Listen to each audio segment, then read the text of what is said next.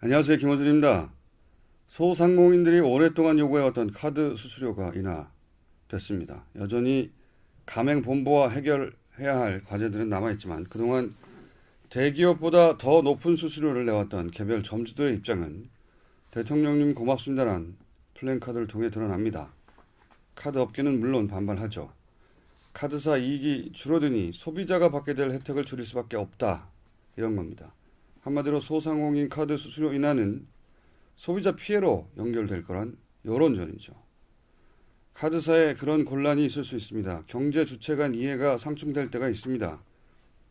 경제 정의란 그렇게 이해가 상충될 때 누가 경제적 약자인가, 그래서 누가 더 적극적인 정부 개입과 보호를 필요로 하는 것인가를 공정하게 따져내는 걸로 실현되는 거죠. 그 방향성이 곧 그 정부의 철학이기도 합니다. 그런데 그동안 소상공인 죽게 생겼다고 그렇게 수많은 보도를 쏟아내던 보수지 경제지들이 이번에는 카드사가 죽게 생겼다는 보도를 쏟아냅니다.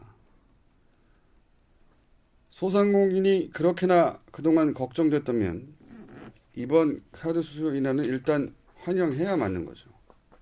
그리고 대기업인 카드사는 수수료 이익에 안주하지 말고 수익 다변화에 힘쓰고 정부와는 다른 지원 방안, 다른 상생 방안을 찾아보자. 그렇게 보도해야 하는 거 아닙니까? 정부 비판 다 좋은데 최소한 일관은 돼야 할 거 아닙니까? 김어준 생각이었습니다.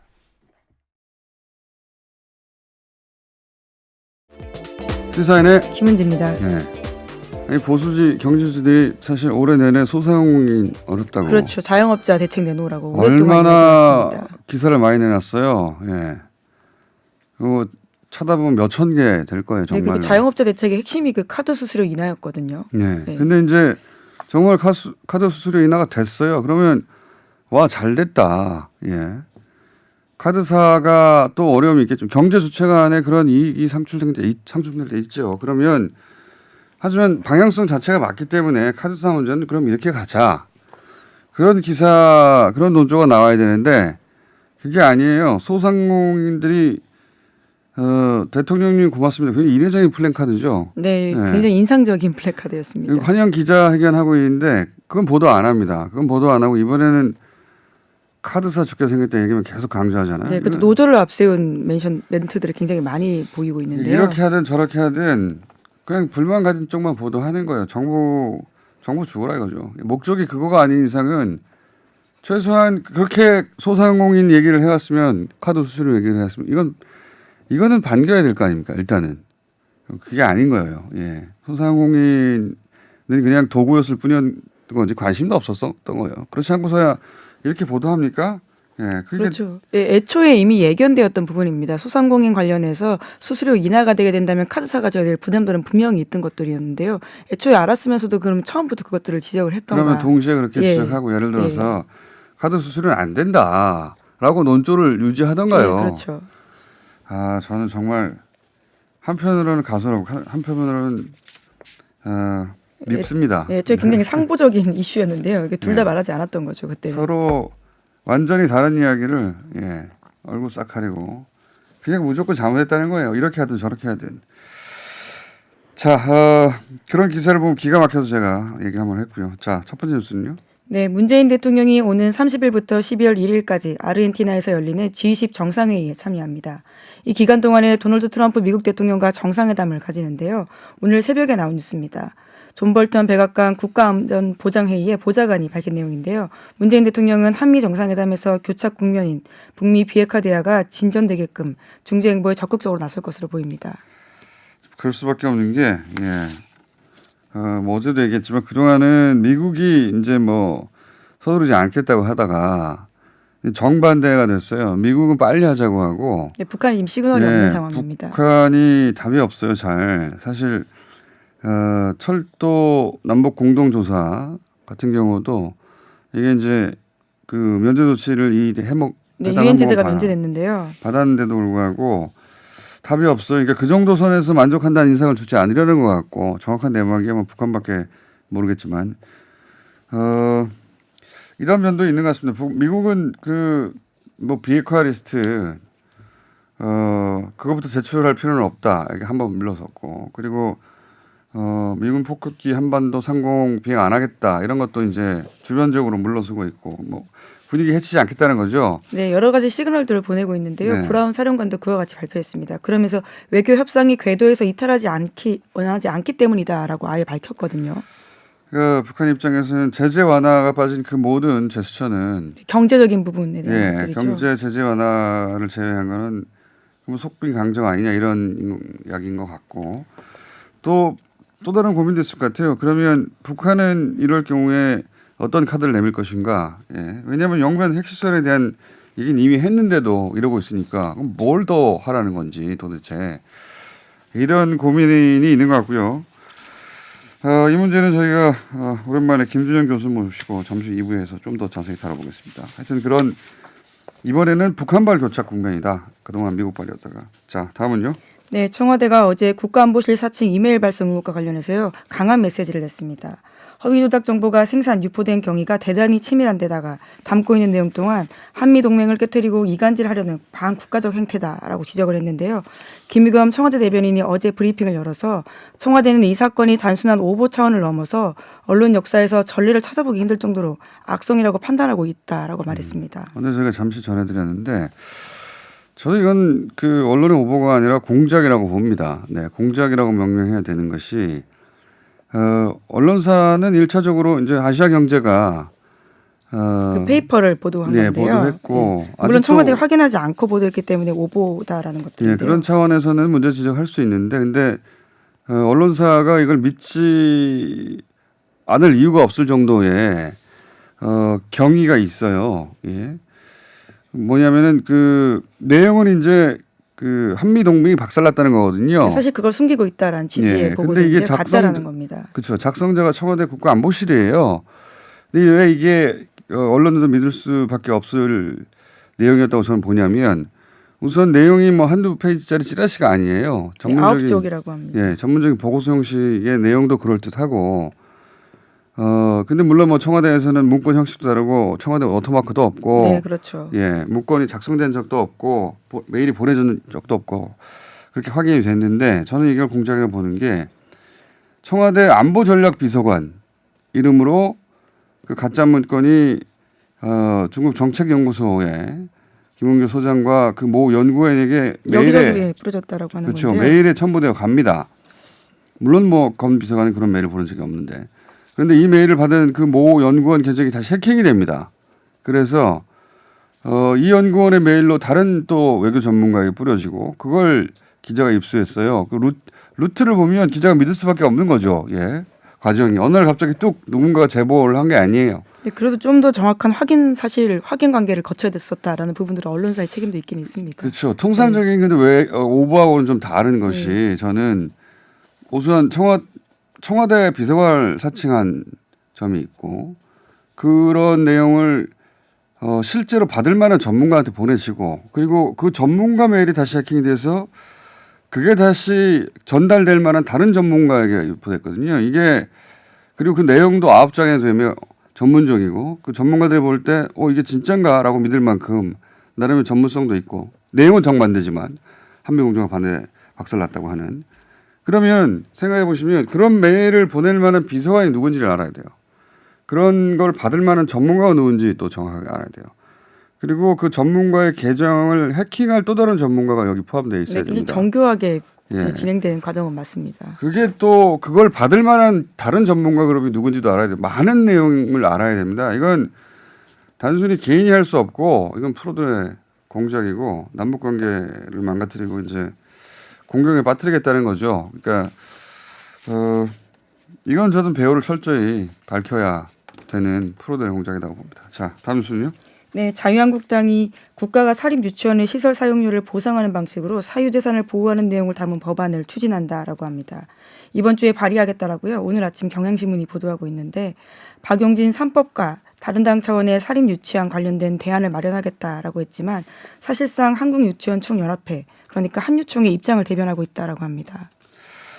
이거 제가 그럴 것 같아서 지난주에 오프닝으로도 그렇죠. 시설료 관련된 부분들 지적하셨는데 언론들이 여기 주목하지 않길래 제가 보기엔 이게 키인데 그러니까 한유총은 에듀파인도 하고 그 지원금을 보조금으로 바꾸는 것도 다 하겠는데 그러면 대신 우리한테 이 돈 달라는 거거든요. 돈 달라고. 예, 그렇죠. 이게 핵심이었어요. 이게 이제 언론들이 해설을 안 해주고 있는데 저는 이럴 줄 알았어요. 이게 공적 사용료라고 주장합니다. 공적 사용료. 그러니까 지난번에도 잠시 해설을 했지만 내 땅과 내 건물에다가 유치원을 하고 있지 않냐. 근데 그 건물로 다른 사업을 했으면 돈을 더 벌었을 수 있지 않냐. 그러니까 다른 수익을 못 내고 있으니까 국가가 보상하라. 이거예요. 이게 굉장히 이해하기 어려워가지고 공적 사용료, 뭐 시설 사용료 보상 이렇게 나오니까 뭔가 시설을 사용하는데 보상 안 해주나 보다 이렇게 생각하기 쉽잖아요. 그러지 않다고 지난주에 충분히 설명했었는데요. 그게 아니에요. 그러니까 유치원 사업을 하니까 이거 공적 사업인데 내 건물을 거기 쓰고 있지 않냐. 다른 사업 했어봐 내가 돈을 더 벌었지. 이겁니다. 이거는 사유재산을 인정하는 것과 전혀 다른 문제예요. 네, 그렇죠. 전혀 다른 문제고 이 주장이 성립되려면 정부가 그 건물을 유치원 사업에 사용하라고 강제로 징발해야 되는 겁니다. 그러니까 자유재산이 제한이 됐기 때문에 보상하라 이렇게 나와야 되거든요. 그렇죠. 선택의 자유가 충분히 있는 근데 상황인데요. 본인들이 지원한 거예요. 그 사업을 하겠다고. 그리고 나서 그 지원을 하면서 돈을 받은 거예요. 근데 갑자기 그렇게 제한이 되니까 돈을 내놓으라는 건 이건 그냥 본전의식입니다. 무슨 사유재산에 대한 무슨 대원칙이 있고 그런 게 아니에요. 그 돈으로 다른 사업 했으면 돈 더 벌었을 거다 이거예요. 네, 그래서 시설료까지 국가가 보존해달라라고 하는 것들인데요. 지금 그에 대해서는 박영진 의원이 어제 이렇게 일갈을 했습니다. 사립유치원의 회계 투명성과 공공성 강화라는 중요한 문제를 한유총의 시설 사용료 주장과 엿바꿔 먹을 일이 아니다. 이렇게 정말 이야기를 했는데요. 그냥 바꿔가 아니라 엿바꿔. 기자회견에서 이렇게 이야기했습니다. 이 시설 사용료가 뭔지 정확하게 이해하고 나면 이 주장이 말이 안 된다는 게 이해가 되는데 시설 사용료가 뭔지 해설을 안 해주니까 이겁니다. 내가 유치원 하는데 딴 거 하면 더 벌었을 텐데 이거예요 그냥 출발 지점이. 일종의 학생들을 그러니까 아이들을 볼모로 잡아서 하는 주장으로밖에 볼 수 없는 것들인데요. 왜냐하면 한유총이 조금 더 조직적인 활동들을 하고 있다는 정황들이요. 내일도 유치원 3법에 반대하는 대규모 집회를 여는데 여기에 대형 유치원에서는 아이들 가방에 설문지를 넣어서 한유총 집회에 참석할 건지 불참할 건지를 아이 이름과 함께 적어내라고 하고 있다고 합니다. 이거 압박이죠. 아니 학부모 입장에서는 아이 이름을 적어놓고 나는 불참하겠습니다 하면은 우리 아이가 그럼 불이익을 당하면 어떡하지? 이런 생각이 될 거 아닙니까? 볼모 잡고 있는 거죠. 자, 시설 사용료 혹은 공적 사용료라고 주장하는 그렇게 표현하는 내용이 그거다. 그럴듯한 말들이 잔뜩 붙어 있지만 그냥 그겁니다. 본전 심보죠, 심보. 자, 다음은요. 네, 양승태 사법부 정책의 비판적인 판사를 정신질환자로 분류해서 불이익을 줬다라는 내용은 이미 전해드린 바가 있는데요. 어제 KBS에서 이 의사를 인터뷰했습니다. 법원행정처는 정신과 의사의 전문적인 자문을 근거로 이런 평가했는데 정작 해당 의사는 특정인을 상대로 그런 자문을 해준 적이 없다라고 밝혔습니다. 이건 정말 골 때리는 내용이네요. 이건 사기꾼들이 하는 짓인데. 네, 그것도 판사가 후배인 판사가 아는 의견이 있었는데요. 그러니까 마치 일반적인 내용들을 물어보는 것처럼 물어봐서 어드바이스를 해줬는데 그게 법원 내부 문건에 쓰여 있었다는 사실을 이제서야 알았다라고 합니다. 그러니까 어떤 판사가 양승태 사법부에 대해서 비판적이었는데 이 사람을 탈락시킬 근거가 없으니까 정신질환자로 분류를 해놓고 근거가 없으니까 후배한테 물어본 다음에 마치 그 후배가 특정인에 대해서 그렇게 이 말한 판사를 상담해 준 것처럼 자문 내용을 적어놓고 그래서 정신질환자고 적었는데 사실 알고 봤더니 아무 상관없이 일반 논을 얘기했더니 그걸 여기 근거로 갖다 붙여놨다는 거예요. 해당 의사도 황당하다라는 반응을 보이고 있는 건데요. 이건 사기꾼들이죠. 네, 이에 대해서 해당 판사는 왜 이런 문건을 만들었는지에 대해서는 아무런 답을 하지 않았다라고 합니다. 아니 그 사람 잘라야 되는데 이유가 없으니까 정신질환자로 분류한 거 아닙니까? 자, 시간상 하나 정도 더 할 수 있습니다. 짧게. 예, 강원랜드 채용 비리 관련해서요. 국정조사 논의가 다시 법여건에서 재점화되고 있다고 오늘 아침 경향신문이 보도했습니다. 강원랜드 채용 비리 수사단이 자유한국당 전현직 의원들에게 돈이 흘러간 정황을 보여주는 진술 나왔다라고요. 어제 보도한 바가 있는데 이와 관련된 내용들이 다시 한번 집중되고 있는 겁니다. 그렇군요. 이게 이제 어제도 잠깐 얘기했지만 소위 강원랜드 채용 비리에 그 강원랜드 경영진들이 왜 이런 무리한 청탁을 계속 받아줬을까 했을 때 사실은 그 사장이 앞선 돈 문제가 있었다. 앞에 돈 문제가 있었고 서로 이해관계가 있었다라는 게 드러나서 근데 그 돈이 이제 자유한국당 전 현직 의원한테 돈이 간 거죠. 예. 그러니까 이게 강원대는 촬영비하고 무슨 상관이냐? 그 돈이 그러니까 왜냐하면 돈의 흐름을 정반대해야 되는 거죠. 채용 비리만 생각하면. 근데 이건 이전에 공천 때. 네, 예. 지방선거 때였습니다. 예, 지방선거 공천 관련해서 돈이 일로 갔다가 그다음에 이번엔 반대로 청탁을 하게 된 그런 정황들이 계속 나와서 자유한국당이 좀 곤란하게 됐다. 네, 그래서 국정조사에도 강원랜드가 들어가야 된다는 주장이 힘이 실리고 있다는 겁니다. 알겠습니다. 여기까지 하겠습니다. 시사인의 김은지였습니다. 감사합니다. 이명박 전 대통령의 비자금을 추적 중인 주준희 기자 오랜만에 스튜디오에 나왔습니다. 안녕하십니까? 안녕하십니까? 예. 지난주 스트레이트 제가 봤어요. 예. 이명박 전 대통령 비자금 추적하는 내용인데 고생을 했는데 결론이 좀 유보적이고 예. 아직 중간 보고였습니다. 예. 네. 그리고 이 주제는 또 제가 같은 분야를 오래 추적했던 사람으로서 건너뛸 수가 없어서 결론이 좀 아쉬워가지고 제가 따로 한번 모셨습니다. 자, 이 기억을 소환하기 위해서 미국발 이명박 비자금에 네. 대한 이야기가 몇 달 전에 나왔죠. 네. 미국 연방국세청 IRS 네.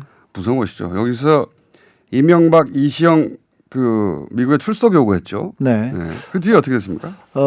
이 미국 다스에서 돈이 자꾸 사라지고 돈 세탁과 불법 송금 문제가 있다고 해서 미국 국세청이 나서서 소환장을 이렇게 발부했는데요. 이명박 대통령은 구속돼서 못 가고. 네, 못 가고 아들 그다음에 이시영 씨는 아들은 그 출석하겠다는 입장이었는데 아들도 지금 재판받고 있어서요. 아, 출국 금지 상태입니다. 그래서 변호사를 통해서 대응하고 있습니다.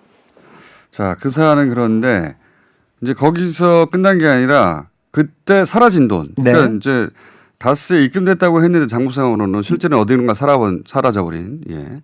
미국 다스 법인 네. 현지 법인에 그 돈 일부가 어디로 간 게 아니냐 하는 의심 계좌 그런 의심 계좌를 미국 기관이 특정을 했는데 네, 그 계좌 특정한 정보를 입수한 거 아닙니까? 그렇습니다. 주준희 기자가 미국의 그 잘했어요 거기까지는. 네.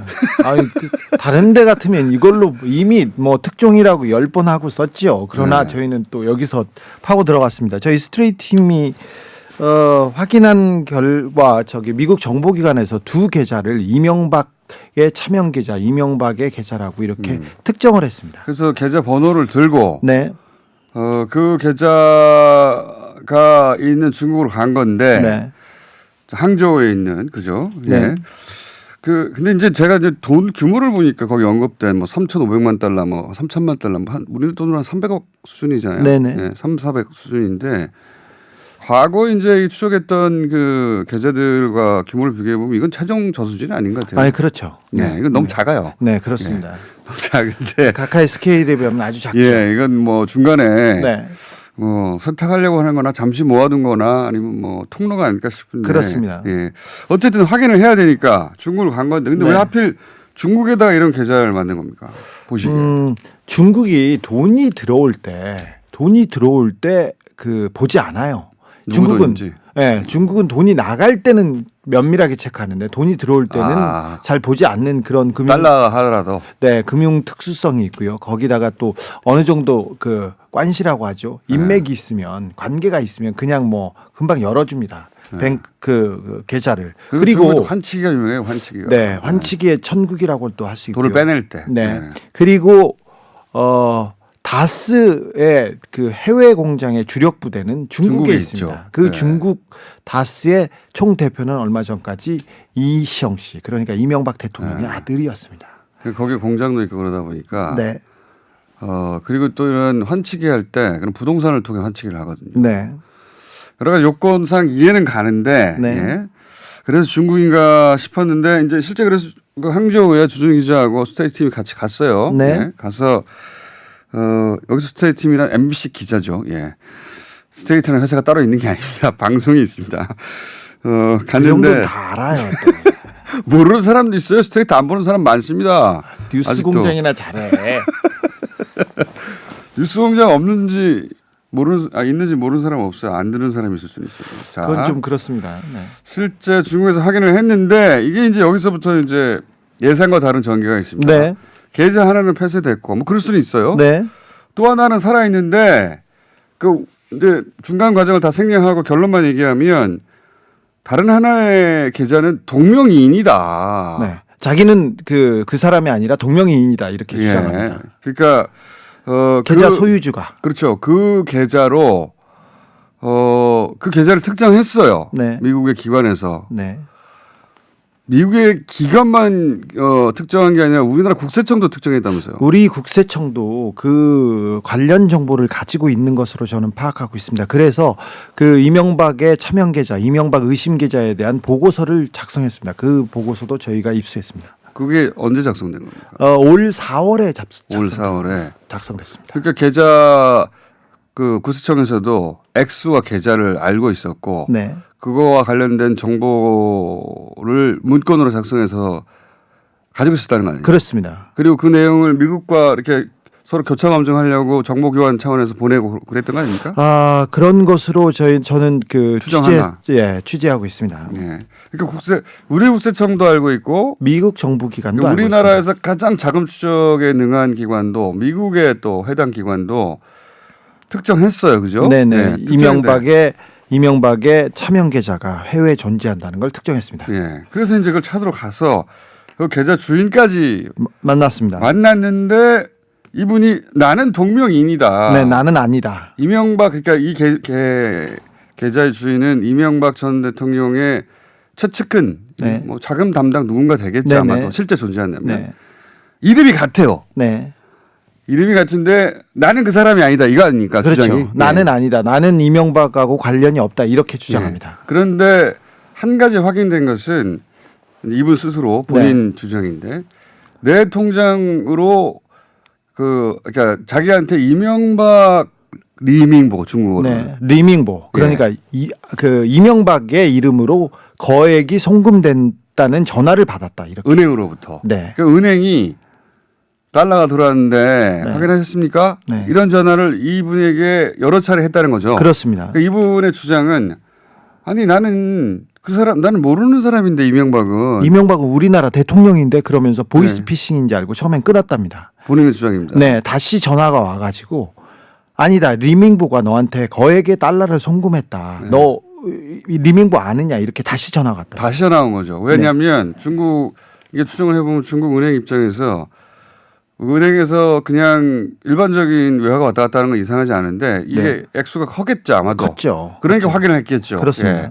확인을 했는데 이 본인이 동명이인이라고 주장하는 모 씨는 나는 이명박과 무관한데 네. 은행에서 전화는 왔더라. 네. 그 사실은 은행을 통해서 확인할 수 있는 사실이니까 네. 전화는 왔다. 아니, 돈 들어갔는데 맞냐고. 네, 그렇습니다. 그래서 난 아니라고 하고 전화를 끊었다. 네. 그런데 얼마 후에 또 전화가 또 전화 왔다. 여러 차례. 리밍보가 돈을 보냈는데 뭐 맞느냐 이렇게. 예.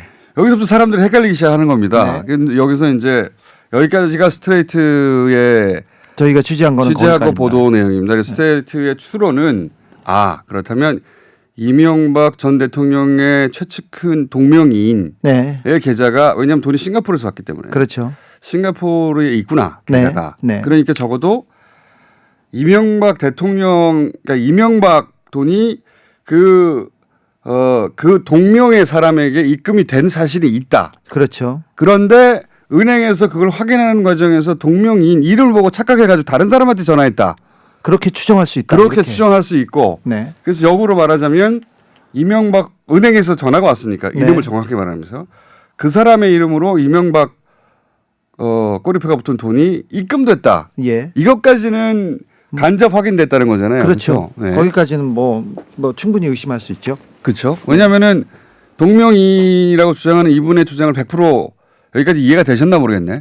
그럼 이해하셔야 되는데 이거 김어준 총수가 여기까지는 잘 설명을 했는데 네, 여기 이렇게 결론을 내고 스트레이트는 앞으로 더 추적해 보겠다고 끝냈어요. 네. 근데 제가 그 대목에서 이거 다시 불러야 되겠다 주진우 기자를. 네. 왜냐하면 이 분야에 저도 또 전문가 아니겠습니까?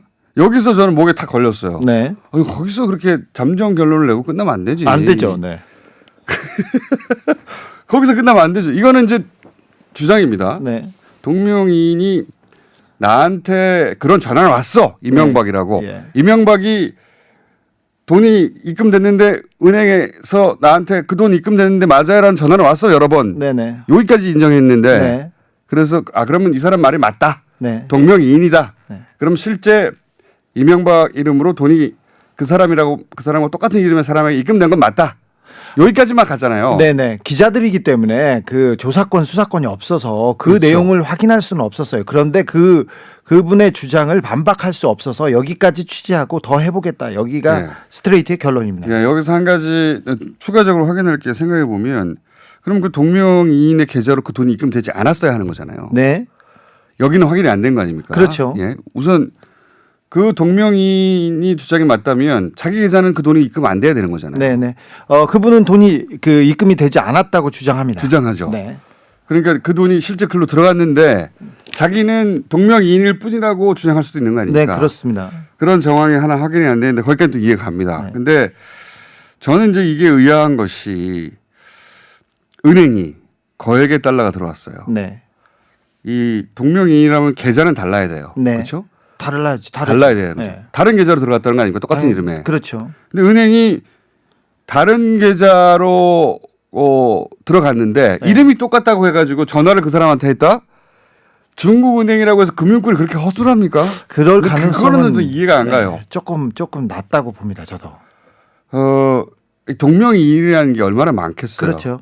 중국에도. 네.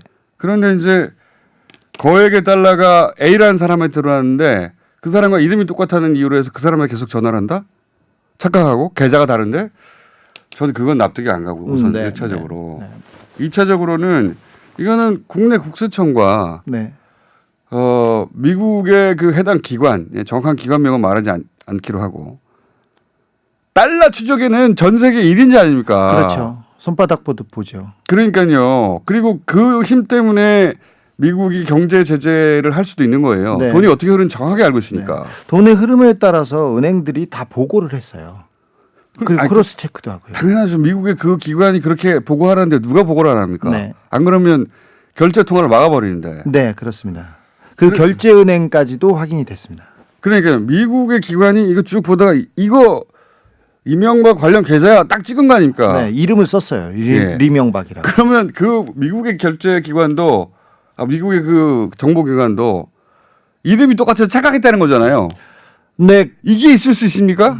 네, 뭐 그것도 가능성은 굉장히 낮습니다. 그러니까요. 그러니까 미국은행 또 은행의 담당자가 가능성이 낮지만 그런 실수를 했다고 쳐요. 그러면 미국의 그 달러를 훤히 들여다보는 사람들도 이름이 같아서 계좌번호를 잘못 적었다는 거예요? 저는 이게 납득이 안 갑니다. 절대로. 네. 주정에는 납득이 갑니까? 아니, 이게? 저도 뭐 총수의 지적이 일리가 있고요. 납득이 안 갑니다. 네. 그래서 저는 물론 동명이인일 아주 낮은 가능성을 배제할 수 없지만 네. 적어도 그 계좌에 입금된 적이 없는지 실제 동명이인이 맞는지 네. 좀 내국인 아닙니까? 어쨌든 네, 지금 그렇습니다. 우리 국세청이 나서 확인해야 된다. 확인하는데 얼마 걸리지 않습니다. 네. 일단 중국하고 싱가포르에 그러니까 이명박 최측근이라는 사람의 계좌가 있을 가능성이 크기 때문에 매우 높죠. 이 정황으로는. 그러니까 그분 계좌가 있는지 확인하고 이명박의 계좌도 확인하면 됩니다. 중국의 그 계좌에 동명이인이라고 주장한 사람의 계좌에 돈이 안 들어왔는가. 네. 이거는 이만큼까지 추적을 했기 때문에 네.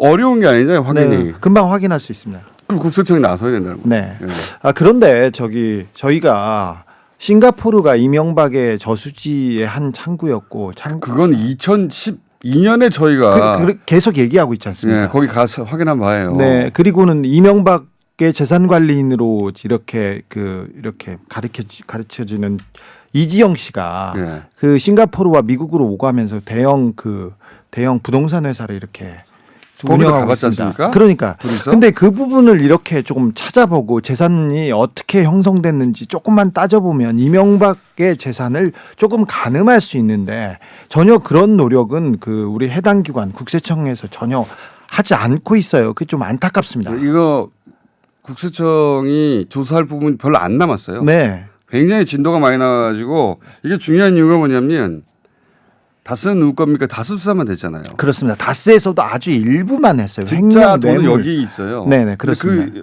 그 돈의 연결고리처럼 보이는 곳이 딱 나온 거 아닙니까? 네. 그런 계좌를 해외 정보기관에서 지금 들고 왔습니다. 계좌 번호까지 들고 왔어요. 네. 근데 갑자기 저는 동명이인입니다. 여기서 막힌 거예요. 네.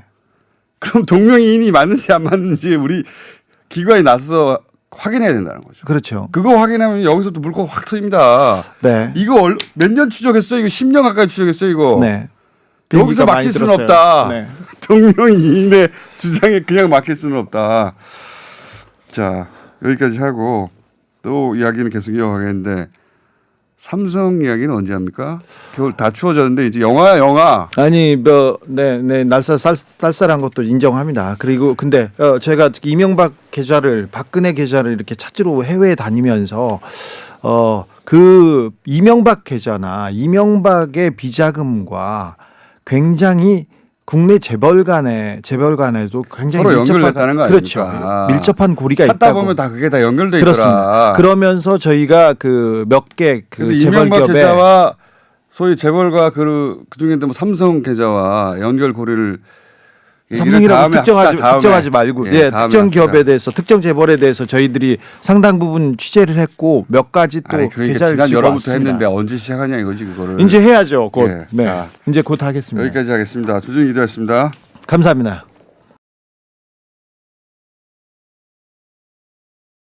자, 이번에는 북미 간 회담에 자꾸 연기된다. 이번엔 북한이 그동안은 미국이 자꾸 괴롭혔는데 북한이 잘 안 나선다. 한동대 김준영 교수님과 함께 간만에 또 짚어보겠습니다. 안녕하십니까? 안녕하십니까. 예, 뭐가 잘 안 돼야 나오시는 거예요?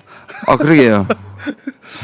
자, 다시 또 좋게 얘기하고 네. 가야 될 것 같은데. 고위급 회담이 이번에는 이전에는 이제 미국이 자꾸 밀었고요, 주로 네. 지방선거 아니 네. 중간선거 전에는 끝나고 나서는 빨리 하자는데 북한이 이제 자꾸 네. 소극적입니다. 네, 네. 예, 안 한다라는 말도 안 해요. 소극적이에요. 그냥. 네네네. 이 이유는 뭐라고 보십니까? 아니 북한이 지금 계속 지금 국면이 어떠냐면 북한은 상당히 양보를 하고 양보할 의사를 표시했는데 미국은 아무것도 지금 안 내놓고 있는 거잖아요. 그러니까 아무것도 안 내놓으면서 부르니까 가서 적지에 가는 건데 가서 아무것도 얻어낼 게 없고 압박만 받을 거면 갈 필요가 없다. 사실 마지막에 북한이 화가 난 거거든요, 지금. 그렇죠. 그러니까 우리 보여줄 수 있는 제스처는 다 보여줬는데 그러니까요. 선제적으로 할 수 있는 것도 다 했는데 그렇죠. 그럼 그냥 오기라만 하고 그러면 뭐 경제적 완화는 이런 정도로 우리가 스케줄을 좀 잡아보자라든 얘기라도 있든가. 그렇죠. 그런 근데 게 있어야 되는데. 근데 미국은 지금 계속 원칙론만 얘기를 하고 있잖아요. 네. 그 원칙론이 굉장히 이제 일방적인데 다시 말해서 그냥 북한이 전부 다 비핵화하면 그때 생각해 보겠다는 식으로 나오니까 그러니까 이게 뭐 북한으로는 받아들일 수가 없고. 미국의 계산이 이런 것 같아요. 그러니까 시간이 지나면 지날수록 김정은 위원장이 북한 내에 약속했던 경제 발전 맞아요. 그런 네. 압박이 있을 테니까 어느 순간에 손들고 나올 것이다. 그다음에 북한도 아니 너희들도 재선이라는 스케줄이 있지 않냐. 우리가 또 버티면 니네도 어느 순간 손들고 나올 거 아니냐. 서로 이런 생각을 하고 있는 것 같고 기본 배경은 그렇죠. 근데 실제로는 지금 미국 쪽이 더 시간 싸움을 더 하는 것 같아요. 왜냐하면 그 김정은 위원장이 지금까지 생각보다는 자기 진정성을 보여주기 위해서 타임라인을 세 가지를 얘기를 했어요. 뭐냐면 트럼프 임기 1기 임기 내에 비핵화를 그렇죠. 하겠다. 그다음에 종전선을 연내에 하겠다. 예. 그다음에 연내에 답방하겠다. 그렇죠. 이렇게 세 가지를 얘기해 버리니까 미국 쪽에서는 그러나 쟤들이 쫓기겠네. 그러면 시간은 우리의 편이다. 그때 그 평양 정상회담 이후로 계속 지금 시간 얘기를 하고 있거든. 우린 바쁠 거 없다. 우린 느긋하다. 니네가 올해 내에 할 게 많지 않냐. 그러니까. 근데 그걸 트럼프하고 미국 내부의 강경파하고 좀 다르게 생각하는 면이 있어요. 트럼프는 지금 정치적으로 이걸 밀어붙여가지고 지금 자기한테 이익이 될 게 별로 없는 비정치적인 시기예요. 미국에 지금 그러니까. 근데 이 강경파들은 지난 5월처럼 이 판을 깨버리자라는 생각이 좀 있는 것 같아요. 흔들어 본다. 근데 지금 저는 미국도 시간에 쫓기지 않는 건 아닌 것이 미국 그 대선 레이스 이게 이제 올해 다 갔으니까 사실은 네네. 후내년이라고 해도 그건 내년이랑 마찬가지입니다. 네네. 1년 후면 거의 시작되는 거 아닙니까? 그렇죠. 그래서 1년 딱 1년 전에 시작한다고 보시면 예, 돼요. 1년 후면 시작됩니다, 이제. 거기 레이스는 진짜 길기 때문에 1년 내내 하니까요. 네네. 예, 프라이머리부터. 그러니까 1년밖에 안 남은 거란 말이죠. 그렇죠. 예, 뭔가 사람들한테 눈에 띄게 보여줄 만한 걸 할게. 그럼 뭐 정상회담도 해야 되고 이게 절차가 1년 이내에 그러니까 미국이 서두르는 것도 역산해서 이제 네. 이 정도는 이게 나와줘야 되는데 이게 있어서 하는 거니까 미국도 이제 느긋하기만 하지만 않은 건데 근데 적어도 제가 보기에는 내년 초까지는 오히려 시간을 약간 끝나는 느낌이 좀 있습니다. 텀이 있다. 예, 예. 네.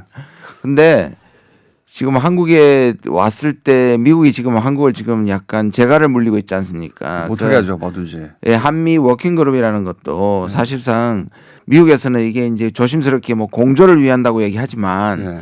사실 공조를 위해서 지금까지 그러면 안 됐기 때문에 만든다는 얘기잖아요. 네. 그러니까 잘 되기 때문에 왜 만듭니까? 그 말은 한국이 너무 먼저 앞서지 말라고 얘기하는 거고 네.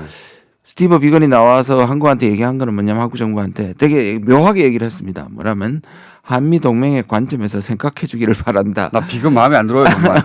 그렇게 얘기하는 거 뭐냐면 앞서지 말라고 압박을 주는 거잖아요. 그러니까요. 우리 정부는 반발이라도 앞서가야지 그냥 두면 어떡하란 말이냐 이거고요. 그러니까요. 답답하니까요. 자, 돌파구는 어디서 나올지는 아무리 물어봐야 교수님 알 리가 없잖아요. 그럼 네, 뭐 질문을 하는 겁니까? 질문을 답을 하지 말라는 겁니까? 네. 근데 이제 북미 이해 요건도 있다. 지금 미국이 관심을 가질 만한 다른 사건들이 많지 않냐. 너무 많아요. 그게 좀 문제예요. 예. 미중 통상 전쟁도 그렇고 지금 우크라이나에서 또 전쟁 그렇죠. 위기가 고조되고 이런 것들이 제가 미국에 지난 10월에 갔을 때 트럼프가 그 북한 문제에 어느 정도 시간을 할애하냐 에너지를 할애하냐 그 측근이 얘기하기를 한 15%라 그랬거든요. 굉장한 거죠. 굉장한 건데 지금은 5%도 안 되는 것 같아요. 약간 다른 문제가 그렇게 보여진다. 그렇게 보여져요. 5%는 얘기는 들은 건 아니고요. 그런- 15%는 들은 이야기. 15%는 지금 어마어마한 거예요. 어마어마한 거죠. 아니 근데 네. 트럼프의 발언을 보면 장기 프로젝트 1순위인 건 틀림없습니다. 네네. 틈만 나면 북한 얘기를 하고 그걸 자신의 성과를 가져가겠다는 의지는 확실해요. 분명. 근데 네. 문제는 저 삭간몰 그 13개 미사일 기지를 얘기했던 빅터차 같은 사람들이 이제 소위 말하는 사악한 무리들이 이걸 깰려고 하는 건데요. 우리 입장에서는 사악하죠. 아니 왜 사악하냐면 뻔히 아는 얘기예요. 단거리 미사일인데 마치 북한이 장거리 미사일에 핵을 숨긴 것처럼 그러니까요. 그걸 포장을 하니까 사악한 거죠. 전문가들은 사실 모를 수가 없는 내용인데. 그러니까요. 예, 다 근데 뻔히 알면서. 그런 부분으로 갈 때 이제 정리를 해주잖아요. 그래도 그러니까. 우리 알고 있다. 네. 그 문제 아니다고 얘기하는 거는 그러니까 기본적으로 이 북한 문제를 이 비핵화 문제를 살려간다는 거는 분명한데 언제 이제 다시 이거를 다 잡을까? 5월달에 강경파들이 했을 때 다 잡고 취소한다는 식으로 한번 흔들어 줄까? 이게 기대가 되는데 제가 보기에는 한두 달 정도는 적어도 내년 초까지는 트럼프도 같이 이걸 시간을 좀 끌지 않을까. 나는 끌면 또 북한이 조금 더 양보하지 않을까. 이 부분들 좀. 그 교수님 하는 생각은 답답하긴 하지만 조급해하지 말자. 이게 풀리긴 풀리게 돼 있다고 봅니다. 저는 어떻게든 간에. 네. 근데 이제 자존심도 걸려 있고 그리고 실리도 걸려 있죠. 예. 그리고 어떻게 하면 서로 파국으로 가지 않을까 하는 것도 동시에 있습니다. 여기에. 맞습니다. 서로 조심도 해요. 예, 근데 분명히. 우리가 너무 사실상 우리 쪽에서도 시간을 너무 많이 시간표를 던져버려 가지고 연내. 네. 그게 지금 돌아보면은 그렇게 현명한 전략은 아니었던 것 같고. 근데 결과론이죠. 결과는데 지금도 예전에는 잘했다고 하셨잖아요. 그랬나요? 근데 지금도 이거를 잘못돼서 미룬다는 것 얘기하지 말고 여러 가지 일정상 그냥 내년 초로 이렇게 얘기하는 것도 생각해 볼 필요가 있을 것 같습니다. 자, 연내답방이 지금 뭐 한 달밖에 안 남았으니까 이제 사실상 현실적으로 어려워지기 시작했어요. 사실. 맞아요. 예, 그리고 하고 제가 싶어도. 금강산에 지난주에 갔다 왔는데요. 거기서 얘기를 하는 거는 엄청나게 반대를 하나 봐요. 그 김정은의 수하들이 주변에서. 주변에서 예. 지금 가서는 도저히 안 된다고 엄청나게 얘기를 하고 있는 것 그러니까 같아요. 이게 보면은 그렇습니다. 트럼프 대통령 주변에서 엄청나게 북한과 이렇게 하면 안 된다고 반대하고요. 네네. 김정은 위원장 주변에서 이렇게 하면 안 된다고 엄청나게 반대하는 게 있습니다. 맞아요. 우리나라에서도 하면 안 된다고 반대하는 엄청난 세력이 또 있죠. 그렇죠. 예. 그러니까 이 그 삼국의 지도자들이 그 상대방만 생각할 수 있는 게 아니라 그 체제 내, 조직 내, 시스템 내에서의 반대도 극복해야 되는 상황이에요. 설득하거나. 그렇죠. 네. 그것도 있습니다. 이게 소위 한미일 냉전 연대라고 저는 냉전연대. 왜냐하면 그 시절이 좋았던 사람들이 분명히 있거든요. 그럼요. 각각. 뭐 좋게 얘기하면 바뀌는 게 불안하고요. 예. 북한이라고 해서 소위 지도자가 지시하면 공개적으로는 움직이지만 밑에서는 그렇지 않은 네. 그 분명히 있다고 하고 그거는 전 세계 그 왕의 시절에도 그랬어요. 맞습니다. 조선 시대 뭐 그 이전에 왕의 시절에는 왕이 명령하면 다 됐습니까? 다 아니옵니다. 있었단 말이죠. 그게 풀기가 쉽지 않고 이 새 리더들이 정말 중요한 거죠. 북한 같은 경우에는 안 움직인다는 거 아니에요. 그러니까 지금 그 북한의 기사들을 보면 화가 많이 나요. 맨날 분노해요. 왜냐하면 안 움직이니까 김정은 위원장이 답답하다고. 답답하니까. 근데 그 밑에 사람들의 얘기를 들어보면 먼저 움직인 사람들이 숙청을 당했다는 거 아니에요. 과거에. 그러니까 이걸 적극적으로 우리처럼 반대하는 건 아니고 북한 같은 경우에는 네. 그 개혁이나 뭘 움직일 때 빨리 움직인 사람들이 실패했을 때 대표적 희생양이 되고 책임을 지고 날아가니까 그냥 바짝 엎드린다고 얘기를 하더라고요. 그러니까 이제 보수적으로 판단하게 되죠. 그럴 경우는. 그렇죠. 보수적으로 판단한다는 건 가능하면 위험이 있을 때 아무것도 안 하는 거죠. 그렇죠. 예. 리스크 테이킹을 해야 될 그 지도자 리더의 입장에서는 그게 반대도 그 내부도 설득해야 되니까 그것도 어려운 점이고. 그러니까요. 예. 네. 그러면 미국이 또 전향적으로 뭐 내놓든가.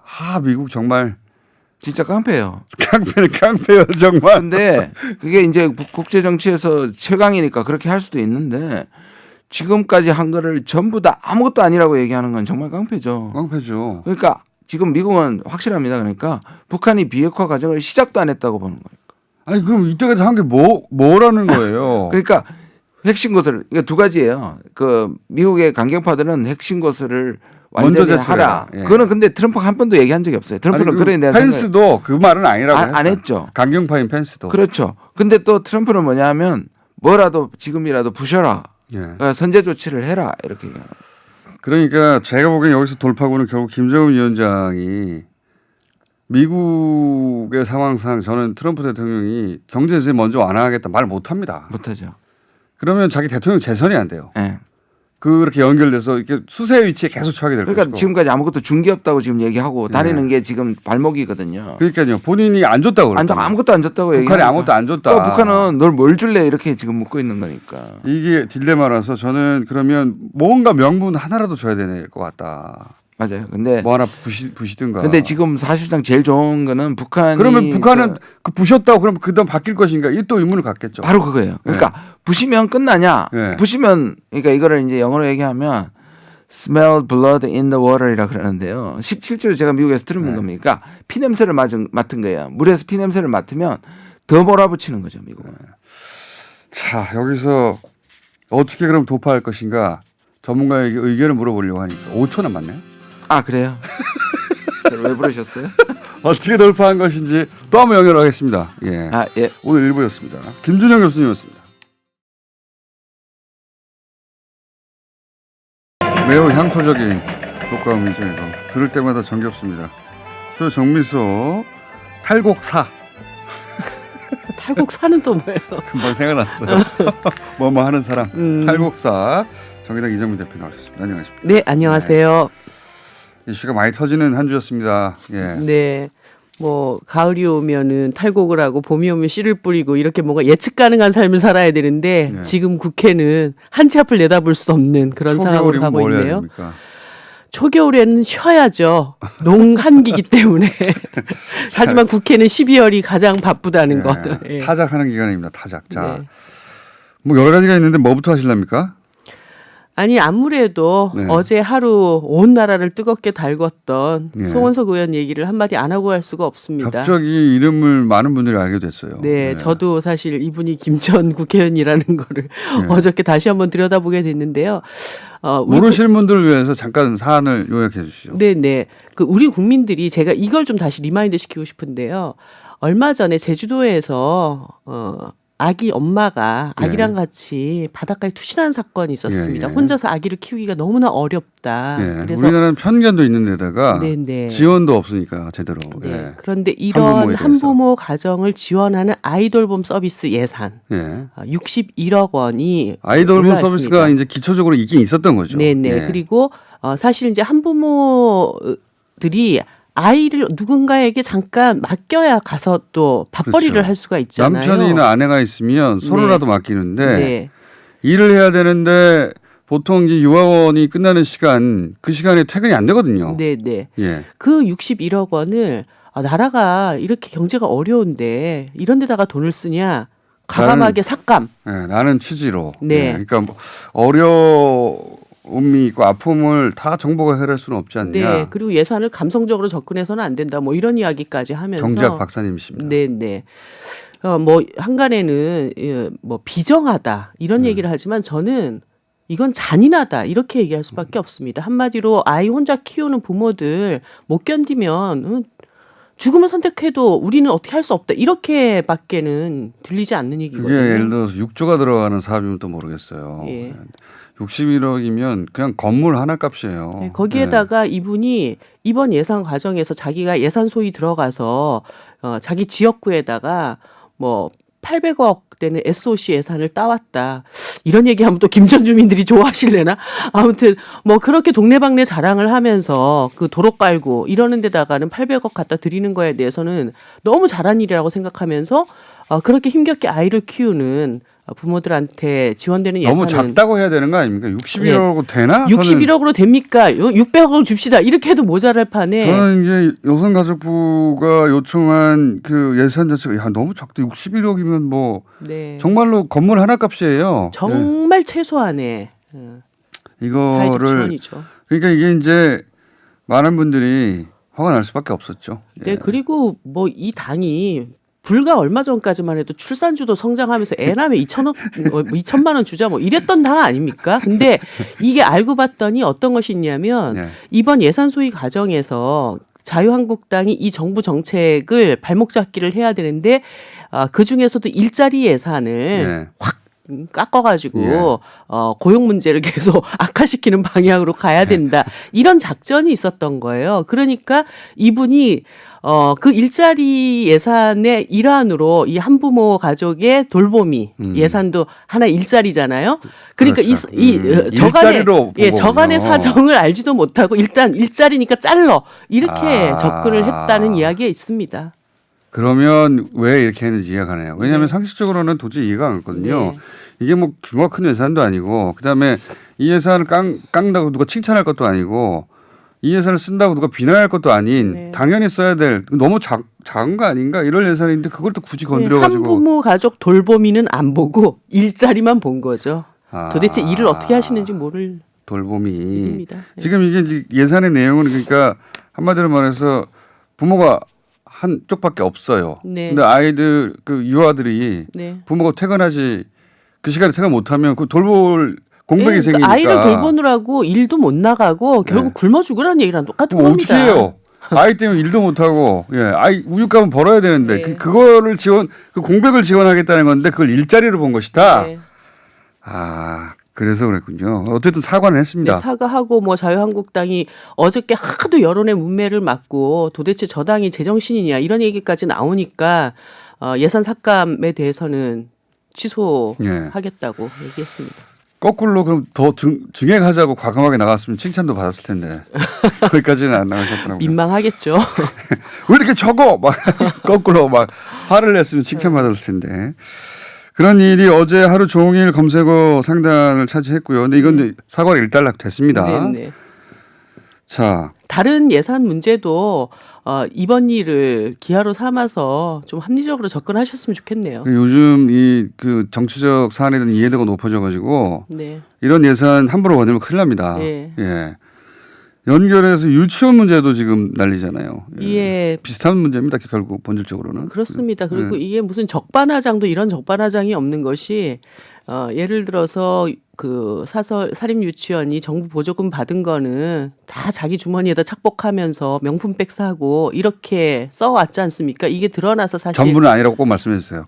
예. 네, 예. 일부의 사립 예. 유치원이 예. 이제 이런 일들이 적발되면서 정부 지원금을 이제 보조금으로 정확하게 해서 이것을 횡령하거나 했을 때는 강력한 처벌을 할 수 있도록 하자는 유치원 법안이 지금 올라가 있는 투명한 회계를 통해서 그런 예. 상황인데 여기 딜을 거기다가 걸었어요. 맞불 작전을 놓은 예, 거죠. 딜을 맞불 걸었어요. 작전. 그렇다면 네. 이걸 해다오. 네. 그러면서 그게 일반의 상식은 도저히 이해 안 가는 건물 사용료. 예, 자기들이 이제 이 유치원을 운영하기 위해서 자신들의 재산을 예. 일정하게 부동산하고 건물 내놨으니까. 네, 내놨으니까 거기에 대한 시설 사용료를 예. 내놔라. 정부가 내놔라. 예, 정부가 내놔라. 이렇게 얘기를 한 거죠. 그래서 제가 이 사립 유치원들을 정부가 강제로 너 네. 사립 유치원 안 하면 이 건물을 다 빼앗겠다. 이렇게 그러니까요. 해가지고 한 건가?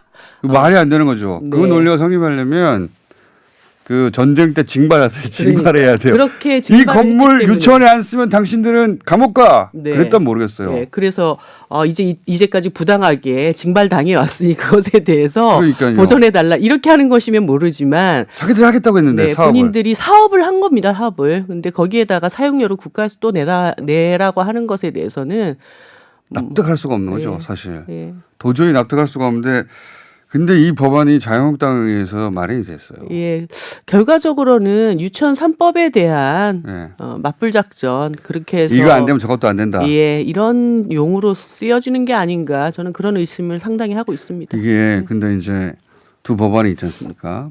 소위 이제 박용진 네, 3법이 있고 자유한국당이 이제 그 건물 사용료, 네. 뭐 공적 사용료라고 한유총 쪽에서는 주장하는 표현은 뭐가 됐든 간에 유치원에 쓰려고 내 건물을 내놔서 딴 용도로 못 쓴다. 그럼 딴 용도로 썼으면 돈 벌었을 텐데 네, 그거 보존해다오 이런 논리인데 납득 안 가요 전혀. 네. 아무리 들여다봐도. 근데 이게 법안에 그렇게 들어갔어요. 네. 이게 두 개 부딪히면 어떻게 됩니까? 보시기에 그러니까 제가 둘 다 안 되는 거 아니에요 이거? 예, 그것을 목적으로 하는 것이다라고 보는 겁니다. 그러니까 사실은 자유한국당의 법안을 관철시키는 것이 목적이라기보다는 이걸로 유치원 3법을 저지하는 방패용 법안이다. 이렇게 봐야 자유한국당이 되겠죠. 왜 그런 역할을 해주냐 이거죠. 어, 이게 학부모가 훨씬 많은데. 그러면서 결국은 자신들이 아이를 키우는 학부모들을 대변하는 정당이라기보다는 한유총이라는 아주 특수한 기득권 집단을 대변하는 자들이라는 것을 스스로 입증하는 과정이고 그게 이익이 안 될 텐데 정치적으로도. 저는 그 대목이 잘 이해가 안 가요. 학부모의 숫자가 월등히 많은데. 네. 아까 제가 지난번에도 한번 말씀드렸는데요. 요 근래에 부모님들이 엄청나게 힘들어합니다. 그 사립유치원에서 지금 이 법안에 대한 찬성 집회나 이런 데 참여하라고 막 그러니까요. 쪽지 돌리고 하잖아요. 아이들 이름을 쓰고 예. 참석하겠다 안 하겠다를 써라. 예. 그러면 그거 쓰는 순간 학부모들은 내 아이 이름을 쓰고 참석 안 하겠다고 쓰면 이 아이가 유치원에 가가지고 그렇습니다. 혼나지 않을까?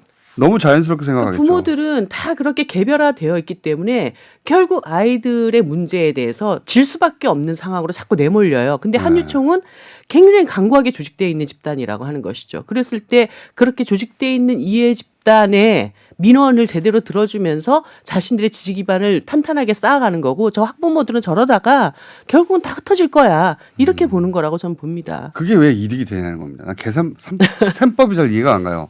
그렇게 해서 학부모들이 점점 이 법안을 막은 네. 학부모한테 유리한 당연히 그 3법을 막은 박용진 3법을 막은 쪽이 저쪽이다. 그러면 민심이 멀어지잖아요. 그 민심 서로 멀어지는 길로 계속 가고 있는데 뭐 어떻게 하겠어요? 계산이 안 맞는데. 자신의 갈 길은 민심으로부터 멀어지는 길이라고 정해놓고 가고 있는 당한테 우리가 뭐라고 하겠냐고. 아니죠. 정당한 민심이 가까워지려고 하는데 이제 경로가 다른 건데 이 경로는 정말 이해가 안 가서 제가 네. 왜 그랬을까? 별로 이해를 꼭 해야 된다는 생각도 없습니다. 뭐 이때까지 계속 삐뚤어진 삶을 살아왔던 정당한테 어떻게 하겠냐고. 떨어진 삶을 살아. 이건 좀 정치적 셈법으로 안 맞을 텐데 왜 이렇게 했을까 좀 여전히 궁금하긴 합니다. 근데 모르시는 거죠? 예. 그거는 제가 요 관련 법안을 위반한 분들도 모시고 여쭤봐야 되겠네요. 네, 네. 셈법이 있겠죠. 분리하라고 스스로 했겠습니까? 플러스 마이너스 유리하다고 했겠죠. 그 한마디로 조직돼 있지 않은 다수의 학부모들을 예전에 뭐 민중은 개돼지다 이런 표현을 했던 사람 있지 않습니까? 네.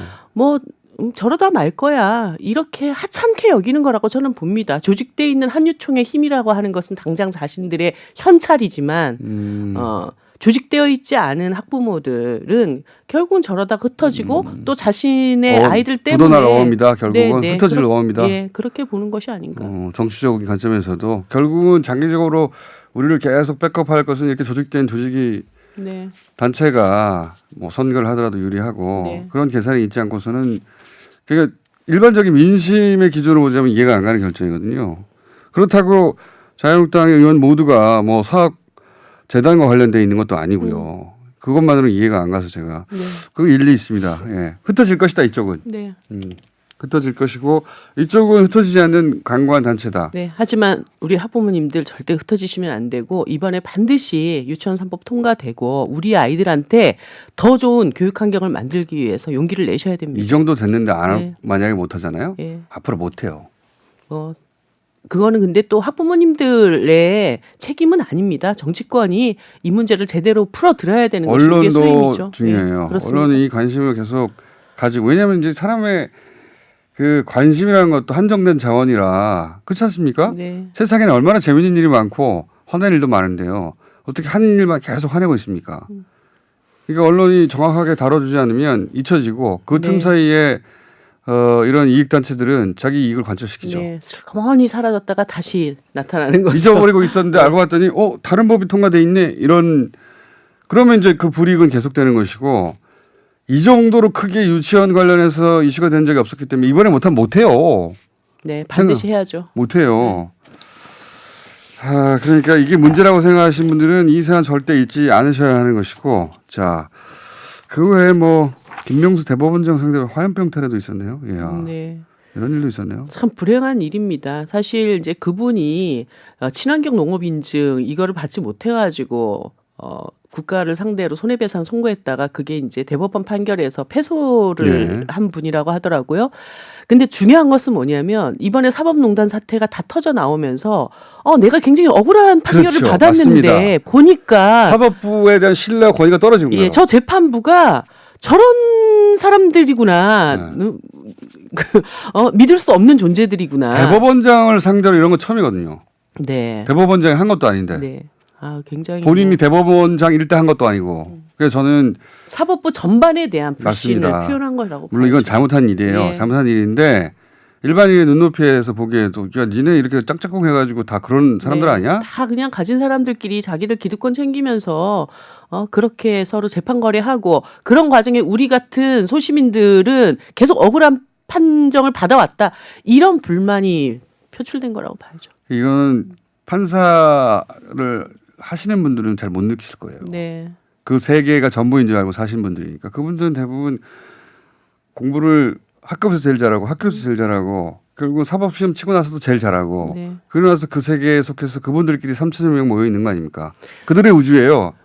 안 보여요. 그래서 이게 잘. 어저께 형제복지원 네. 문무일 총장이 가서 사과를 했는데 그분들은 한 40년 동안 억울한 판결에 희생을 당했던 그러니까요. 분들입니다. 네. 그러니까 이런 일들이 여기저기 터지니까 인정해달라는 거거든요. 네, 뭘 네. 어떻게 해달라는 게 아니에요. 당신들이 그때 잘못했다고 인정해달라는 거예요. 그 사법기관에 대해서. 네.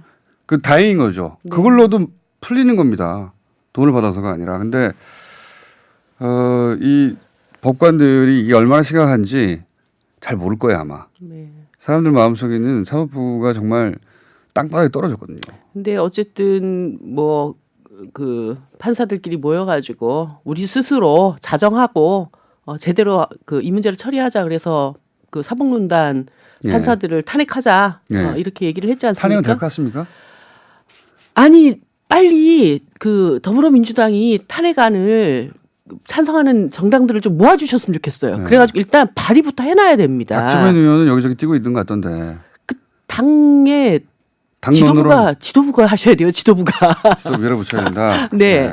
그렇게 해서 민주평화당도 며칠 전에 당론으로 채택하지 않았습니까? 그쵸. 그러니까 민주당, 정의당, 민주평화당 일단 사인부터 하고 발의해놓고 나서 자유한국당한테도 야 이렇게 국민들이 사법부에 이렇게 불신하는데 가만 냅둘래 이렇게 해야지 그냥 가만히 있으면 누가 어느 하세월에 이게 진행되냐고요. 자, 그도록 너무 많아요 지금 동시다발적으로 사람들이. 어찌나 많은 사안들이 터지는지. 자, 그 다음에 또 정의당이 가장 지금 열받아하는 심상정 의원이 위원장으로 있기도 하고 이 사안은 정의당이 애가 타는 사안입니다. 연동형 비례대표제.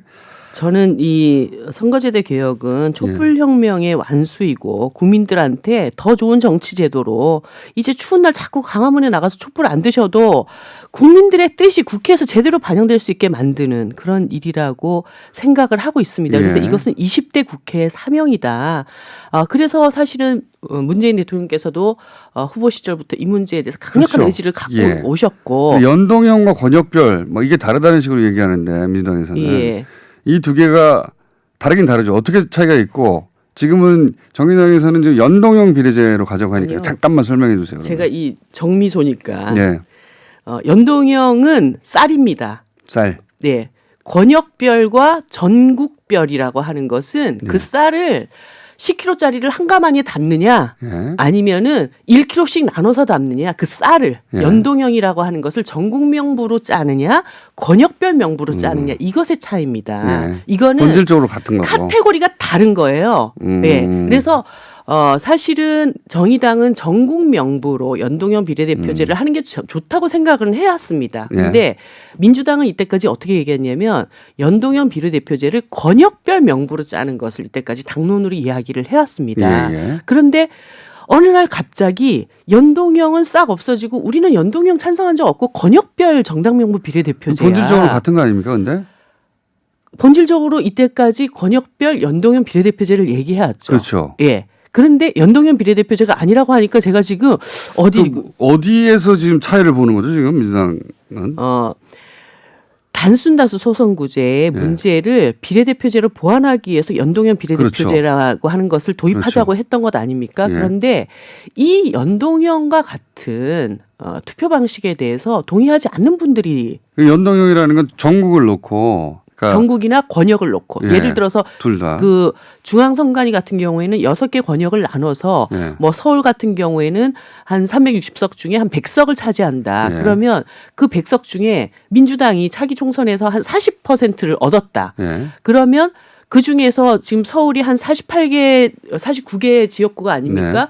그 지역구 중에서 한 35개의 지역구를 안배하자는 거죠. 당선이 됐다 그러면 5개의 비례대표를 더 보완해서 40석을 보존해주고 이렇게 하는 게 권역별 정당 명부 비례대표제거든요. 그런데 이 연동형이라고 하는 것을 이번 다음 총선에 쓰지 말고 좀 비례대표 의석수를 몇 개 조금 더 늘려놓고 그냥 현행대로 갔으면 하는 바람이 그 속에 있다. 권역비례라는 말 속에는. 그러니까 비례대표가 이렇게 확 늘어나는 것에 대해서 이게 우리에게 유리하지 않다고 판단하는 거죠. 정당 지지율만큼 의석수를 배분해주는 방식에 대해서 꼭 그렇게 해야 될까? 왜냐하면 지역구에서 충분히 그 정당 득표율만큼을 차지할 수 있다고 생각하시는 거예요. 1, 2등 지금 지지율 1, 2등 정당은 자기들이 소선거의 제하에서도 당선될 가능성이 있다고 생각하니까 그 제4의 정당하고는 다르게 이해가 다른 거죠. 그래서 지금 희한하게도 민주당과 자유한국당이 이해가 거의 일치하는 유일한 사안이에요 지금 이게. 그래서 제가 이 부분에 대해서 민주당에게 정말 이렇게 고언을 드리고 싶은 게 있습니다. 첫 번째, 민주당 내에서 이런 흐름이 있습니다. 다음 총선에는 민주당이 과반 의석을 일단 차지해가지고 자유한국당을 코너에 몰아넣고 뭐 개헌을 하든 선거제도 개편을 하든 이러면 되지 않냐. 이거 절대적인 착각입니다. 과반 의석을 차지한다 하더라도 이번에 보십시오. 지금 뭐 민주평화당이나 정의당 같은 정당이 비교섭 단체여서 표를 약간 몰아줘요. 그렇게 해서 일정에게 다수 의석을 만들어줘도 자유한국당이 거대 야당으로 남아있는 한은 국회 선진화법이 있는 상황 속에서는 안 되죠. 뭐 하나 제대로 되는 일이 없습니다. 이때까지 안 됐죠. 그렇게. 그리고 이 거대 양당의 축이 허물어지지 않는 이상은 집권을 하는 그 순간부터 상대방 안 되는 일만 찾아서 합니다. 야당들이. 원래 그렇죠. 그런데 연동형 비례대표제로 다당제를 제대로 잘 정착시켜 놓잖아요. 그러면 여러 교섭단체가 함께 들어가서 경쟁적으로 잘 되는 일을 찾아갈 수밖에 없게끔 정치 구조가 바뀐다는 거. 그게 이제 그 소위 연정의 형태로 정치를 네. 하게 되고 예, 그때 사안별로 예. 그래서 이게 자칫하면은 결국은 지금 자유한국당이 왜 선거제도 개편에 이렇게 미온적이냐 돌아가는 걸 잘 이렇게 지켜보고 있다가 이거 안 되겠구나 그리고 나서 결국은 현행제도나 혹은 현행제도보다 더 개혁된 안을 갖고 와가지고 자신들의 기사회생의 기회를 엿보는 것입니다. 자유한국당은 이런 계산이에요. 제가 보기엔 정부 여당 지지율이 언제까지 가겠어? 계속 떨어질 거 네. 아니야? 그럼 우리가 다시 올라갈 거야. 우리가 네. 1등 할 건데 그럼 뭐 우리가 다수당 될 텐데 근데 양당 예, 이런 제도에서는 거죠. 도 아니면 모기 때문에 예. 이쪽 내려가면 이쪽으로 온다라고 하는 예. 예를 들어서 과거에 대한 기억이 있는 거죠. 예, 지금과 같은 제3의 정당들에 대해서는 현행 선거제도에서는 국민들이 저길 찍어도 안 될 것 같다라고 하는 사표 심리 때문에. 예, 이런 심리가 발동을 합니다. 자, 무슨 얘기인지는 이해하고 100% 동의하는데 이제 그 지금 그 민주당이 정권을 잡고도 원하는 법안을 통과시키지 못하는 것처럼 이 소위 야 3당 여기서는 야 4당이 아니라 3당이 됐어요. 왜냐하면 자유한국당과 민주당이 여기서는 이해가 일치하니까 1등, 2등 하는 당들은 별로 관심이 없어요.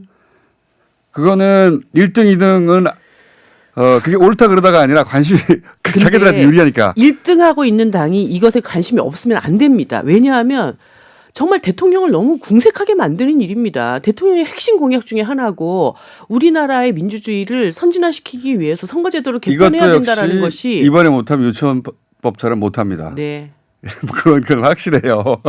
그러니까 얼마나 이 얘기가 몇십 년째 나온 얘기인데 못했거든요. 이해가 다 달라가지고. 근데 그나마 이번에는 야당이 3개나 되고 네. 야당 3곳 모두 이해가 일치해요. 이번에는. 네.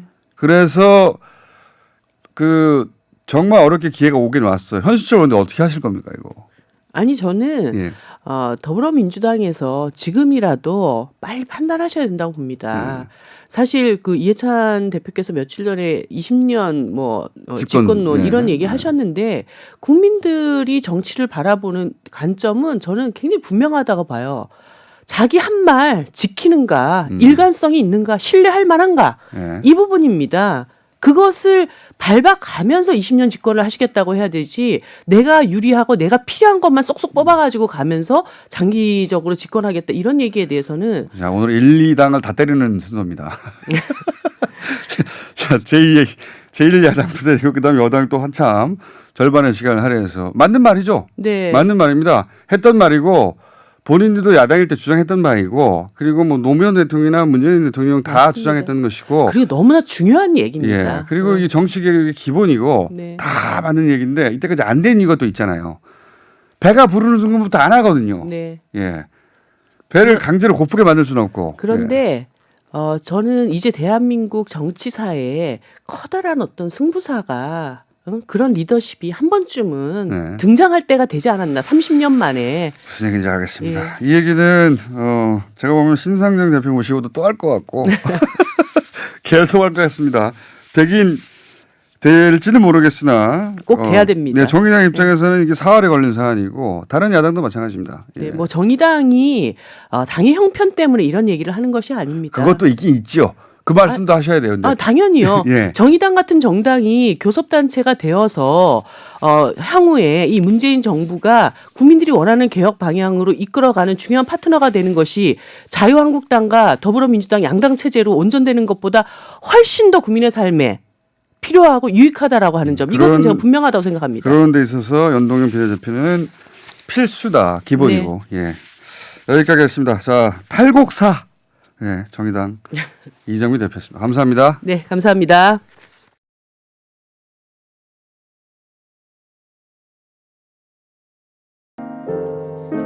불친절한 AS. 버스 기사님 관련 문자가 계속 오네요. 예, 저희는 택시 기사님은 직접 보내야 되는군요. 약간 쑥스러우시겠네. 그 문자도 기다립니다. 쑥스러우면 어때요? 인덕원 지난 10번 버스 방송 나옵니다. 수원서 서울 가는 M5107 뉴스공장 나오는데 기사님 혼자 들으려고 자켓 들고 있어요. 반칙. 702번 버스. 버스 타고 가는 농협 직원인데 정광배 기사님께서 네, 기사님 이름을 적어주셨네. 예, 뉴스공장 틀어줘서 경기도 60번 버스 젊은 기사님. 예, 크게 나옵니다. 3316번 버스 뉴스공장 나오는데 버스를 잘못 탔어요. 예, 그런 문자 많이 왔고요. 그리고 이거 사립 유치원 그리고 한부모 시설에 관한 문자 굉장히 많이 왔습니다. 예, 이 사안에 대해서 조심하셔야 됩니다. 정치인들은 찍히는 수가 있습니다. 여기까지 하겠습니다.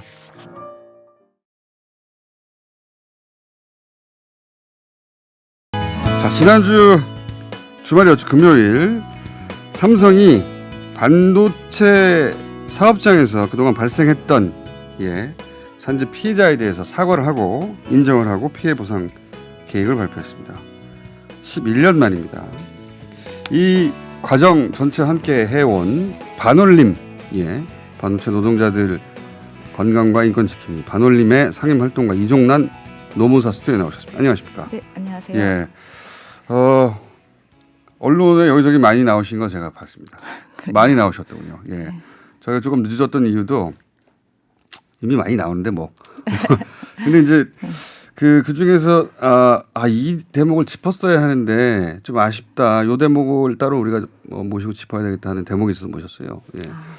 모르시는 분들을 위해서 일단 간단하게 그 사건만 요약하자면 2007년에 삼성 기흥공장에서 근무하던 황유미 씨가 백혈병으로 20여 개월 근무하다가 급성 백혈병으로 사망하신 거죠. 네, 맞습니다. 그리고 2인 1조로 같이 일을 하던 이수경 씨도 똑같이 급성 백혈병으로 이제 사망을 하는 것이 이제 뭔가 석연치 않잖아요. 그리고 그 이전에는 그 자리에 있던 분이 유산이 됐고. 네, 맞습니다. 저는 다른 거 다 떠나서 똑같은 공중에 똑같은 일을 하는 사람이 연속으로 한 사람이 유산이 되고 그 다음에 급성 백혈병이 되고 사망하고 그 다음 사람이 또 똑같이 급성 백혈병에 걸려 사망했다면 이거는 뭐 이런 우연이 어디 있습니까?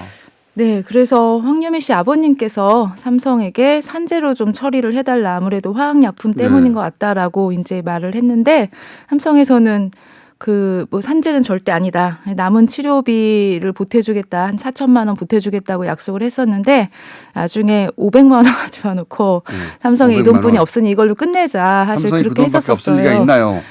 말이 안 되는 얘기로 네.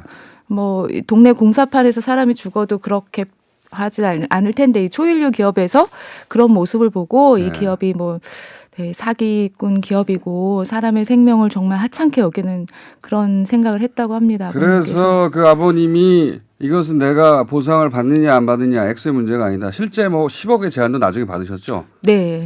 예. 삼성에서 일이 커지니까 네. 아버님한테 10억 줄 테니까 여기서 그만하자고. 근데 이제 아버님은 내가 돈을 받는 게 중요한 게 아니다. 그 10년을 계속 싸우신 거예요. 근데 그 이제 너무 오래돼서 사람들이 기억이 가물가물하실 텐데 첫 출발이 그겁니다. 그러니까 유산되고 바로 맞습니다. 뒤에 그 빈자리를 채운 황유미 황유미 씨가 급성 백혈병이 되고 네. 그리고 발병하고 나서 그 빈자리를 다른 사람이 채웠는데 또 급성 백혈병이 또 발생했어요. 네. 급성 백혈병이 무슨 감기도 아니고 저 인구 10만 명당 한두 명 걸리는 희귀암이거든요. 예. 네. 그 암이 연속으로 그 자리에서 발생했고 그전에는 유산이었고 그러면 그 라인에 있던 다른 질병도 조사하고 산재 위험에 대해서 당연히 가능성에 대해 조사해야 되는데 당연한 거 아닙니까? 네, 그렇죠. 이런 우연이 어디 있어요? 10만 곱하기 10만 해야 되는데.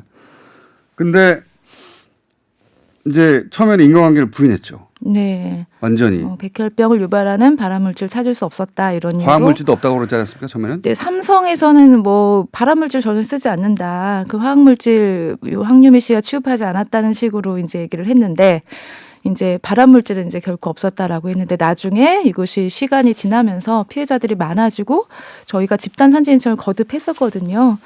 그러면서 이제 정부에서도 좀 더 조사를 할 수밖에 없는 지경이 됐고 그러면서 다 밝혀지지 않고 극히 일부가 밝혀졌는데 발암물질이 나왔죠. 발암물질이 나왔죠. 네. 벤젠, 포르말데히드 등이 발생을 한다. 백혈병을 유발하는. 네. 네. 그 뇌종양 뇌종양 그러니까 네. 이 뇌종양도 있어요. 예, 네. 삼성전자뿐만 아니라 이런 반도체 관련 네네. 공정에서 네. 이런 물질들이 계속 유발된다는 게 처음으로 왜냐하면 이 문제를 계속 제기하니까 그리고 그런 분들의 사례들이 계속 모이기 시작하니까 그 정부에서 그 연구를 했었죠. 그죠? 아, 네, 좀 뭐 저희가 볼 때는 이제 만족스럽진 않지만. 미진한 연구이지만 일단은 황유미 씨, 이수경 씨가 둘 다 동시에 이제 사망한 것이 이것이 지금 당장 뭐 삼성이 어쨌든 감추고 뭐 작업 환경을 깨끗하게 치운 다음에 이제 역학조사하고 이러니까 지금 당장 찾을 수 없어도 이게 2인 1조 작업자 둘 다 죽은 것에 대해서 집단 역학조사가 필요하다 해서 했는데 그때 백혈병과 유사한 그 림프종이라고 있어요. 예. 같은 혈액암인데 그게 통계적으로도 매우 유의하게 높게 나와가지고 그 앞으로 계속 조사를 해야 된다 하면서 좀 더 정밀한 작업 환경에 대한 조사까지 했는데요. 그 과정에서 이제 밝혀진 것이 부산물로 이제 감광제나 에폭시 수지 등이 고온에서 이제 부산물로 완전 전문가 되셨네요. 혹시. 네, 벤젠 등 전문 용어가 막 나오네. 발암물질이 발생한다는 것까지 그- 밝혀졌습니다. 그게 나왔는데도 불구하고 인정 안 했죠. 인과관계를. 네, 그럼에도 불구하고 삼성은 자신들의 회사에서는 전혀 발암물질이 노출되지 않는다. 네. 그게 발생 가능성이 있어도 워낙 뭐 안전하게 관리하기 때문에 노출되지 않는다고 계속 부인을 해왔었고 깨끗한 작업장이라고 사실 강변해왔죠. 사실 맞지 근데 않는데. 실제 이런 일을 시작하시고 나서 우리도 그런 피해가 있었다라고 제보가 온 사람들 중에 삼성전자만 하나도 200명이 넘지 않습니까? 네. 지금 사실 그 숫자가 이제 작년 뭐 이렇게 숫자인데 그 뒤에 저희 중재안 11월 달에 발표되고 나서요. 네. 한 150명 또 피해자분들이 추가됐어요, 또 계속 지금도 계속 제보되고 있어서 아마 그 이게 뭐 보상 개시 그 사무국 그 2달 뒤에 이제 만들어지면 훨씬 더 많은 피해자분들이 접수하지 않을까 이렇게 예상합니다. 그 전에 제 기억하기로는 한 200여 명 이상의 삼성전자만 하더라도 그 중에 그렇죠. 거의 100여 명 가까이 사망하지 않았습니까? 네, 그 삼성 그 반도체 LCD 공장에서만 뭐 80여 명 그리고 다른 삼성전기, 삼성 SDI 등에도 피해자들이 있거든요. 거기 다 합쳐면 한 120명이 넘습니다. 이미 사망하신 분만. 사망하신. 안타까운 거는 이게 암이 잘 발생하지 않는 20, 30대 젊은 노동자들이 대부분이, 암에 걸려서 사망한 경우입니다. 공정상. 네. 근데 이게 일반인들이 보기에는 인과관계가 너무 명백해 보이는데 이게 11년이 걸렸어요. 네. 그리고 실제로 거의 10년이 만 10년 가까이 걸린 건데 이번에는 왜 삼성이 수용했을까요? 저는 2015년에도 수용하지 않지 않았습니까? 중재안이 있었는데. 2015년과 지금은 사실 이 사회적인 어떤 그 집안 기반 자체가 달라요. 2015년도에는 저희가 그때 농성을 시작했거든요. 예. 삼성이 뭐 자체 보상위원회로 일방적으로 밀어붙여서 다 해결했노라 이렇게 거짓 언론 플레이 많이 했는데 뭐 방송이나 대부분의 뭐 주요 언론사들에서 이 문제가 삼성이 얘기하는 대로 그냥 다 보도되죠. 끝났다 이렇게 네, 보도를 항상. 했었어요. 저희가 그게 사실이 아닌데 그리고 네. 아직 많은 피해자분들이 제대로 보상이나 사과 받지 못했고 재발방지 약속도 안 지켰는데 합의도 못 봤는데 그래서 농성을 시작을 했거든요. 그 농성을 2015년 10월부터 했는데 그러고 그 다음 해에 촛불항쟁이 있지 않았습니까? 촛불항쟁 때 이 어떤 그 뭐 이재용 구속 이런 것도 많이 외치면서 그때 저희 반올림도 방진복 입고 굉장히 열심히 이 문제가 삼성 직업병 문제가 아직 해결되지 않았음을 많이 알렸었고 저희가 느끼기로는 그 촛불 이후로 촛불을 거치면서 이 문제가 되게 많은 사람들에게 이게 해결되지 않았구나라는 거를 이제 인식하게 삼성도 생각합니다. 이렇게 묵인하고 가는 것으로는 도저히 안 되는 사회적 분위기가 되었다라고. 그렇죠. 그렇게 생각합니다. 촛불 아니었으면 이것도 어려웠겠군요. 예. 그 점이 삼성에게 압박이 된 거는 분명한 것 같아요. 예. 안 그러면 10년 동안 버텼는데 갑자기 태도를 바꾼다는 게. 네. 예. 더군다나 그렇죠. 말씀하셨듯이 그전에는 삼성 쪽의 언론 플레이가 보도가 됐지 반올림 보도가 안 됐어요. 네, 그래서 제일 사실 그 촛불항쟁 이후로 반가웠던 것도 이 언론들 방송 특히 방송 쪽이 정상화되고 이런 모습들이 그러니까 전에는 저희가 아무리 무슨 얘기를 해도 제대로 보도가 안 되거나 왜곡 보도가 됐는데 이제는 저희 돈 때문에 목소리가 그런다 주로. 네, 네. 심지어는 다 막 보상했는데 더 보상 더 받으려고 그런다. 네, 그리고 반올림이 뭐 피해자들을 뭐 내쫓았다라든지 말도 안 되는 기사들도 많이 그것 때문에 이제 저희 많이 힘들기도 하고 원래 했었습니다. 이런 그 뭐 세월호나 네. 반올림이나 5.18이나 이런 분들 있지 않습니까? 네, 그 일방적인 피해자들 그분들에 대해서 그분들이 가장 어려운 게 저는 이런 단체도 오래 지켜봤는데 일단 돈 때문에 저런다. 네, 첫 번째 그거는 이제 외부로부터의 공격이라면 같은 진영으로부터의 어떤 그 뭐랄까요 무기력하게 만드는 게 뭐냐면 안 될 일을 한다 저거. 네, 네, 되지도 않은 일을 해가지고 지금 다른 사람들 많은데 네, 저는 그렇게 여론전 돈 때문에 저런다는 여론전도 힘들지만 저거 안 될 일 한다 저거라고 하는 주저앉히는 발언 그것도 굉장히 힘든 거거든요. 네. 양쪽 다 겪어보지 네, 않으셨습니까? 네. 그 안 될 일 한다라고 하는 거는 초기에 많이 들었었는데요. 네. 특히 이제 황상기 아버님은 거의 그런 경험이었죠. 삼성을 상대로 뭘 되냐 할 수 네가. 있겠냐. 예. 근데 저희 이제 처음에 아버님 말씀 듣고 대책을 꾸릴 때에도 이게 그냥 단지 그냥 의혹 제기한 아버님의 의혹 제기만으로 시작하는 게 좀 말이 되냐. 뭔가 네. 팩트에 기반해야 되는데 그렇죠. 예, 그런 게 없는 피해자의 그냥 상황에서 감정일 뿐이다. 뭐 이렇게. 네, 좀 그런 비판들도 있었습니다. 그렇죠. 예. 네, 그거 다 근데 겪어요. 그런데 정말 이게 진실이라고 하는 게 되게 무서운 게 그러니까 어쨌든 하나의 사실을 이것도 저희 뉴스는 굉장히 안 나왔어요. 삼성이 네. 언론 통제를 많이 하기 때문에. 근데 한번 어떻게 하다 살짝 그 언론에 이제 인터넷에 뜨면 그걸 보고 제보자가 또 막 우르르 나오고 이런 상황이었습니다. 굉장히 어려운 과정 거쳐 오셨고 수고하셨어요 정말. 아유, 감사합니다. 예, 이건 굉장한 집념이 아니면 안 되는 거거든요. 안 알아주니까 옆에서. 네, 네. 특히 황유미 씨 아버님이나 앞장서 싸웠었던 뭐 그 삼성 LCD 공장의 뇌종양 피해자 한혜경 씨 또 그 어머님 이런 네. 분들이 다 앞장서 힘들게 싸웠었습니다. 그러니까 저는 이 아버님이 지방에서 같이 못 오셨는데 다음에 한번 모시려고 하는데 네네. 아버님이 대단하신 게 제가 가만히 보면 10억 줄게 하면 받거든요. 지금 오히려 이 보상책이 본인이 받을 보상액은 훨씬 적어요. 네. 그런데 나는 그게 중요한 게 아니고 피해자 모두가 네. 보상을 받도록 하는 게 중요하다. 네. 예. 네. 그 대단한 것 같고요. 한 가지만 더 여쭈려고 하는데 시간이 다 됐네요. 왜냐하면 저는 네. 그 복지공단 있지 않습니까? 예. 근로복지공단. 네. 분리복지공단이 그동안 삼성 편에 있었어요. 네. 할 말 많으시죠? 네. 이 근로복지공단이 사실 줄줄이 불승인 하고 또 저희 1심에서 황유미 씨 산재 인정 판결 받았을 때도 또 항소를 하고 막 그 노동자들의 절규를 외면하는 그러한 관료들의 책임.